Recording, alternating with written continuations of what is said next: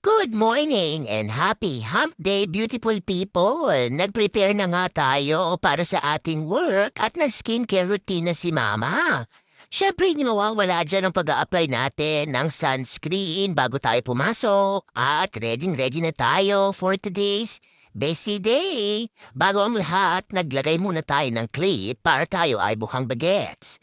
Pagkababa ko nga ay binidyohan ko si Daddy at nagtago pa. Ayaw talagang magpa-picture o magpa-video. Na-update ko na din ang ating kalendaryo at dahil napagluto na nga niya ako ng aking almusal ng white egg, ay ipinaghanda ko naman siya ng kanyang baon na sandwich with sweet Lebanon bologna. Nagpainit na rin tayo ng tubig at habang inaantay natin yan ay ipinagbaon ko naman siya ng kanyang merienda na red velvet and Oreo cookies. Meron na lang tayong 5 piraso na vanilla, cookies and cream at dinala din ni Daddy sa work yan.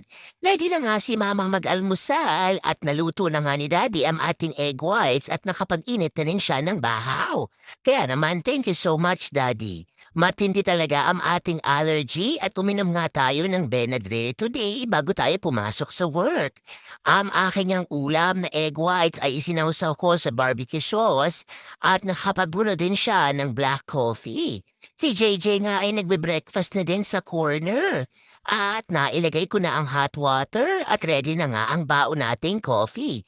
Ayan na nga ang kanyang baong cookies at sandwich. At kay mami naman ay granola bar lang. Bumalik na muna tayo at tapusin natin ang ating breakfast. Ako nga ang maghahatid sa ating mga anak. At ayan na nga ang ating panganay. Siya talaga ang huling sumasakay sa sasakyan dahil napakatagal nga niyang mag-prepare. Pagkahatid ko nga sa mga bagets, ay pumunta muna tayo sa Sam's Club dahil malayo nga ang ating travel ngayon at wala na tayong gasolina, ay fuel tank muna natin ang ating sasakyan. Nakasilip na nga at tirik na tirik si Haring Araw kaya naman gustong-gusto natin yan dahil hindi nga masyado malamig for today. Kung napapansin nyo nga ay wala tayong suot na jacket. Pagkatapos nating magpagasolina ay sumakay na tayo sa sasakyan at nag-disinfect muna tayo ng ating mga kamay. Para iwas germs, meron tayong oras kaya naman pumunta muna ako sa Giant at kung nakikita nyo nga yan, ay ready na ang mga pananim. Eto nga ang eggplant from the Philippines at hindi naman tayo bumili, kaya naman for the video lang. Habang tayo ay nag-iikot-ikot ay nakabili din tayo ng pork for $16, originally priced ng $25, kaya naman malaking tipid na naman. Pagkatapos natin pumunta sa Giant ay inuwi ko muna ang ating napamili bago tayo pumunta sa trabaho. Kinuha ko na nga rin ang mail at dahil tayo ay nauhaw ay uminom muna si Mama ng tubig bago tayo pumasok sa work. Talaga namang dapat thumbs up tayo dahil malaking tipid na naman ang ating grocery. 4 nga ang ating pasyente ngayon at tinan nyo naman ang nguso ni Mama. Talaga namang napakapula. Kinagat yan ang bubuyog. Edi wow, siopaw. Ang pasyente ko nga ay nakatira pa sa kabundukan at sundan natin ang school bus na ito dahil same kami ng dadaanan. Mabuti na lang talaga ay hindi masyadong malamig ngayon kaya naman hindi tayo giniginaw at hindi tayo inaantok. Tignan niyo naman ang ating daan. Ang pasyente ko nga ay nakatira sa bundok at talaga namang napakatarik ng ating daan. Para nga akong pumupunta sa Baguio at kung nakita nyo nga yan ay parang sigsag ang daan. Medyo nakakatakot din at eto na nga ang papasok sa kanilang bahay. Napakalaki talaga ng lupain ni patient number 1. Abay ilang ektarya lata ang kanilang lupain. Meron pa silang palaisdaan at napakabait din ng ating pasyente. Dahil kahit tapos na nga tayo sa kanyang therapy, ay welcome pa rin tayong pumunta dyan para mangisda at isama ko raw ang aking mga bagets. Kaya naman, thank you so much, patient. Pagkatapos nga niyan ay pumunta na tayo sa ating next patient. Nagpalit na naman si Mama ng badge dahil ang pasyente nga natin next ay from another company. At dahil nakaramdam tayo ng gutom ay binuksan ko na nga ang baon kong granola bar at wala nga tayong baong kape ngayon kaya tubig na lang muna for now. At syempre pa pagkatapos nating dumating sa patient number 2, Another palit na naman ng badge para kitain ng ating patient number 3. Talaga namang nakakalito ang ating work. Nakabalik na nga tayo sa interstate at ang lalaki talaga ng mga truck na kasabayan natin. Kaya talagang nakakatakot ang ating travel. At nakarating na nga tayo sa ating last patient for the day at for the palit na naman si Mama ng badge.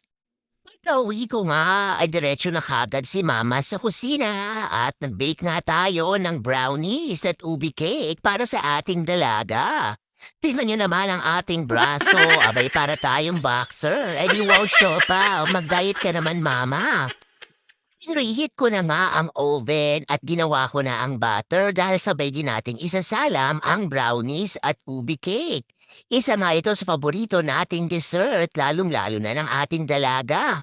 At dahil nakaramdam na tayo ng gutom ay nag-init lang tayo ng carbonara na niligyan natin ng parmesan. Talaga namang Tom Jones sa Tom Jones na ang person, mabuti na lang talaga ay meron tayong leftover. Kung wala nga ay kakain lang tayo ng tinapay pero dahil meron tayong pasta ay enjoy natin yan. Kumakain tayo habang nanonood ng Showbiz Chismis, kaya naman chismosa yarn. Katapos ko ngang mag-bake ay bumalik muna tayo ulit sa school para sunduin nga si JJ. Mag-aalas 2 na nang tayo ay umalis at habang tayo nga ay nag-aantay sa sasakyan, ay nag-text muna tayo ng ating mga pasyente for tomorrow dahil multitasking is life. At dumating na nga si Bunso at nag-drive na tayo pa uwi. Abay talaga namang masahol pa tayo sa Uber driver at eto na nga ang ating pangalawang balik. Pagkahatid ko nga kay JJ pabalik sa bahay ay chinek ulit ang ating mail at nagutom ka agad ang ating binatilyo. Nagmerienda nga siya ng Doritos at Popsicle dahil mainit nga ngayon habang si Mama naman ay naghuhugas ng mga ligpitin sa kusina. At hinugasan ko na rin ang ating rice cooker para makapagsain na nga tayo para sa ating hapunan. Maya-maya alam ay aalis na ulit si Mama para bumalik na sa school kaya naman siguraduhin natin na malinis ang ating kitchen bago tayo sumundo kay ate. Sa mga oras na ito ay malapit na nga rin dumating si Daddy. At binigyan niya ako ni JJ ng Doritos at sabi niya nga ay wag daw tayo masyadong kumain yan. 3:22 na nga nang travel tayo at ito na nga ang ating pangatlong balik sa kanilang school. Dahil ngayon nga ay merong choir practice si ate ay hindi siya nakasabay sa bus papunta sa isa pang building kung saan nga siya nagpa-practice ng volleyball kaya ako ang maghahatid sa kanya. Habang nag-aantay tayo kay ate, ay nag-text na rin tayo sa ating iba pang mga pasyente for tomorrow. Talaga namang nakakaloka. Multitasking to the highest level. Dumating na nga ang ating atleta at ready na tayong mag-drive papunta sa kanyang volleyball practice. Pagkatapos nga niyan ay nag-drive na si Mama pabalik sa bahay.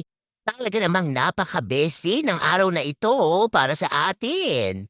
Malapit na ngang mag-alas 5:15 ay umalis ulit tayo para sunduin si ate sa kanyang volleyball practice.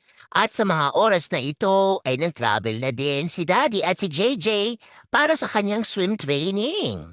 Sobrang busy nga ng ating Wednesday at 5:30 nga nang lumabas si ate at tayo nga ay nag-drive na pauwi sa bahay.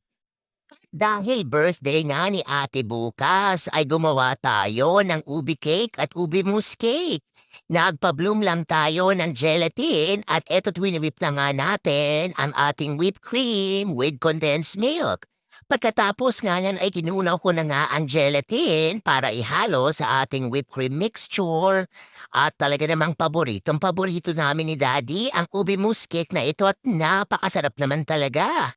Hindi ko na nga napaikita sa inyo pero ang ating base layer nga ay ating binake na ubi cake at ang ating namang whipped cream mixture ay nilagyan din natin ng ube purple yam.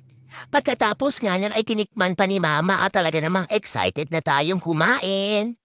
Sa atin namang hapunan ay gumawa din tayo ng pork barbecue na in-air fry nga ni Daddy. Siyempre pa hindi natatapos diyan ang ating araw. Eto nga ang nabili nating pork sa Giant.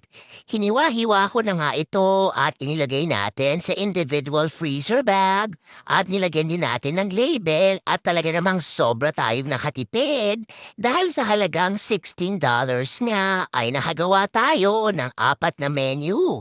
Kaya naman lumalabas na $4 each lang ang isang kainan na talaga namang sobrang sulit. At siyempre pa, back to the linis na naman si mama. Dahil tayo nga ay kumilo sa kitchen ay napakarami pa rin nating hugasin. Kaya naman, siguraduhin natin na wala tayong maiwan na kalat dyan dahil kalat is a big no-no. Gumamit din tayo ng Lysol, kitchen spray at eto na nga, nagset na ang ating mousse at lagyan na natin ng toppings yan. Gumawa nga tayo ng white whipped cream at yan na nga, dinecorate na natin ang ating ube mousse cake at ready na itong kainin for tomorrow. Isa na namang busy day para sa inyong pamilya. Yan lang muna for today's video. Remember, every gising is a blessing. Bye-bye!